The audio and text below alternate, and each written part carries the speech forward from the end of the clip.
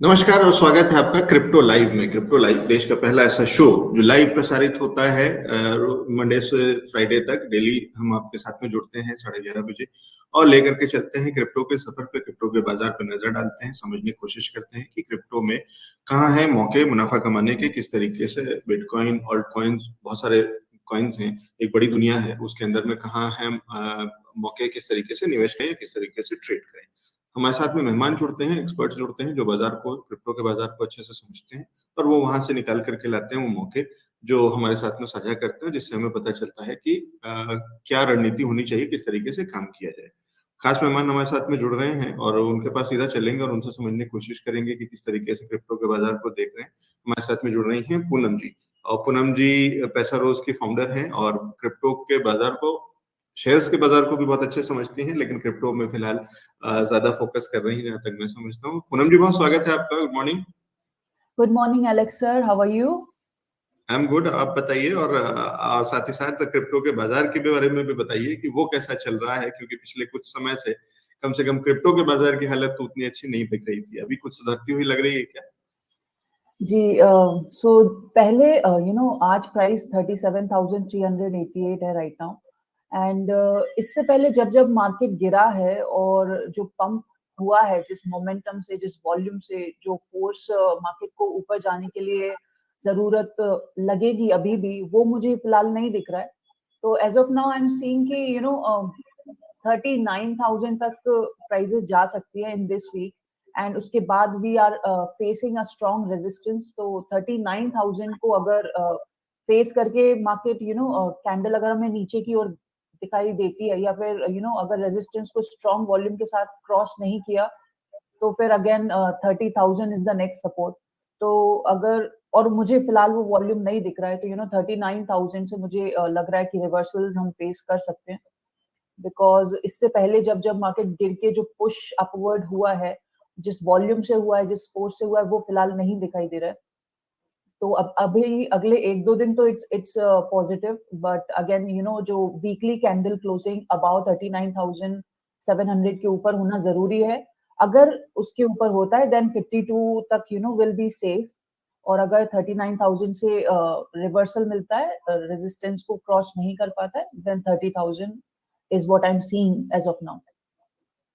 ठीक है, तो दोनों चीजें आप कह रहे हैं और अभी आपको उतना वॉल्यूम नहीं दिख रहा है, उतनी स्ट्रेंथ, उतनी ताकत नहीं दिख रही है कि ये बाउंस बैक जो है ये सस्टेन हो पाए और ये रिकवरी वापस यहाँ से देखने को मिले। तो हो सकता है अगर ये सस्टेन नहीं कर पाएगा और अगर और वॉल्यूम नहीं आएगा तो हो सकता है कि फिर से नीचे के लेवल और ज्यादा नीचे के लेवल देखने को मिल जी। जाए। और उसके बाद जब तक वो जब वहां पे पहुंच जाएगा तो वहां से फिर आगे का रास्ता उसके आगे क्लियर होगा। लेकिन फिलहाल एक थोड़ा सा अनसर्टेनिटी वाला लेवल है, एक बीच के लेवल में है, जिसमें कि हम दोनों तरफ के चीजें देख सकते हैं। डिपेंड करेगा कि डेटा कैसा आ रहा है आगे और वॉल्यूम कितना बढ़ रहा है। बेसिकली ट्रेंड रिवर्सल कहते हैं जिसको, कि ट्रेंड रिवर्सल या तो 30,000 से होगा या फिर 39,000 को क्रॉस कर देता है तो ही बिकॉज एज ऑफ नाउ ये जो पॉइंट्स हैं 35,000, 36,000, यहाँ से ट्रेंड रिवर्सल होते हुए नहीं दिखाई दे रहा है। And also at the same time ये तो टेक्निकल बेसिस के, टेक्निकल एनालिसिस के बेसिस पे, चार्ट्स के बेसिस पे मैं कह रही हूँ। जो मैक्रो इकोनॉमिक सिचुएशन है वो भी डिसाइड करेगी मार्केट को। बिकॉज पॉजिटिव न्यूज भी आ रहे हैं एंड नेगेटिव न्यूज भी आ रहे हैं, तो इट डिपेंड्स कि जो वीकली क्लोजिंग रहेगा उस समय का जो मैक्रो इकोनॉमिक सिचुएशन है वो क्या है, अगर वो बिटकॉइन के प्राइसेस को ऊपर सपोर्ट करता है या नीचे सपोर्ट करता है।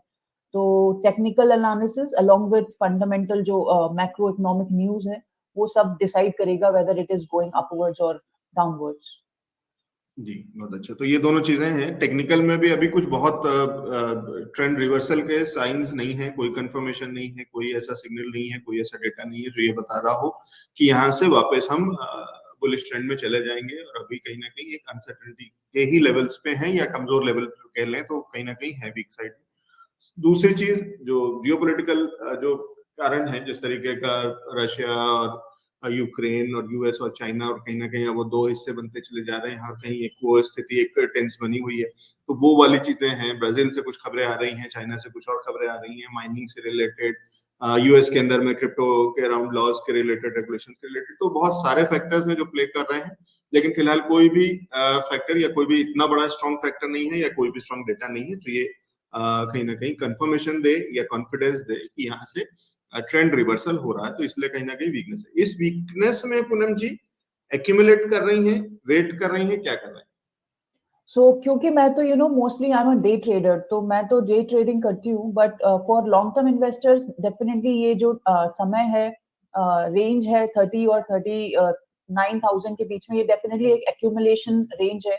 एंड रिटेल इन्वेस्टर्स के साथ साथ जो वेल इन्वेस्टर्स कहा जाता है, जैसे जो माइक्रो स्ट्रेटेजी जो कंपनी है, Michael Saylor, all these bigger investors, they are basically using this opportunity to accumulate Bitcoin. तो अगर वेल इन्वेस्टर्स accumulate करें तो I feel retail investors definitely उनके लिए एक बेहतरीन अपॉर्चुनिटी है ये accumulate करने का। But at the same time जब भी आप जो कॉस्ट एवरेजिंग किया जाता है, डॉलर एवरेजिंग, आप उसको एक ही प्राइस पे सारा इन्वेस्टमेंट नहीं किया जाता है। अब जैसे मैं बता रही हूँ कि प्राइसेस ऊपर भी जा सकते हैं अगर वीकली कैंडल क्लोजिंग अबाउट 39,000 होता है तो और नीचे भी जा सकते हैं इन केस रेजिस्टेंस से रिवर्सल होता है। तो आपका जो इन्वेस्टमेंट है वो नीचे के prices, you need to save your money in case prices नीचे जाते हैं तो। एंड डेफिनेटली ये एक्यूमुलेशन के लिए एक बेहतरीन अपॉर्चुनिटी है, और शायद आपको और भी मिल सके इस मंथ के अगले मंथ तक। ठीक है, तो अगर आप निवेशक हैं तो आपके लिए अच्छा समय है एवरेजिंग करने का या एक्यूमुलेट करने का। पूनम जी जो उसके अंदर में जो राय दे रही हैं, जो और डिटेल एक वो दे रही हैं, वो गाइडेंस, तो वो ये है कि पूरा पैसा मत डालिएगा। तो आपके पास जो नया पैसा है जिसको डाल करके आप एवरेजिंग या एक्यूमुलेशन करेंगे, उस पैसे को भी डिवाइड कर लीजिएगा। हर डिप पे आप अपना एक नया पोर्शन डिप्लॉय कर सकते हैं। तो अगर आप 1 लाख रुपए डालने वाले हैं तो उसको 4 या 5 हिस्सों में डिवाइड कर लीजिए, 20-20 हजार रुपए का एक चंक रख लीजिए, और जितनी हर गिरावट है या अभी आज के जैसे लेवल्स हैं, इस पे आप 20,000 रुपए डाल दीजिए, इसमें ऐड कर दीजिए। और नीचे की कोई गिरावट आती है 35, 36, कुछ भी नीचे के लेवल्स आते हैं 32, 34, 30, वो ये सारे लेवल्स हैं जहाँ पे आप थोड़ा थोड़ा और ऐड करते चल सकते हैं। तो ये नहीं पता, दोनों चीजें जो हम जहाँ से डिस्कशन शुरू कर रहे थे वो भी वहीं पे है कि 39,000 को अगर ये ऊपर की तरफ ब्रेक कर लेता है और उसके ऊपर निकल जाता है, तो शायद हो सकता है कि नीचे के लेवल्स देखने को ना मिले। तो आप वो अलग स्ट्रेटेजी होगी या उसके हिसाब से अलग चीजें होंगी, लेकिन फिलहाल जिन लेवल्स पे है यहाँ पे आप थोड़ा पैसा पार्शियल जो है वो एक्यूमुलेशन या एवरेजिंग कर सकते हैं। फुल एवरेजिंग नहीं करना है। ये नहीं है कि अगर आपको 1 लाख रुपए आपको नया डालना है और बिटकॉइन नया ऐड करना है या खरीदना है तो फिलहाल पूरा नहीं करना है, वो रहा है। ठीक है।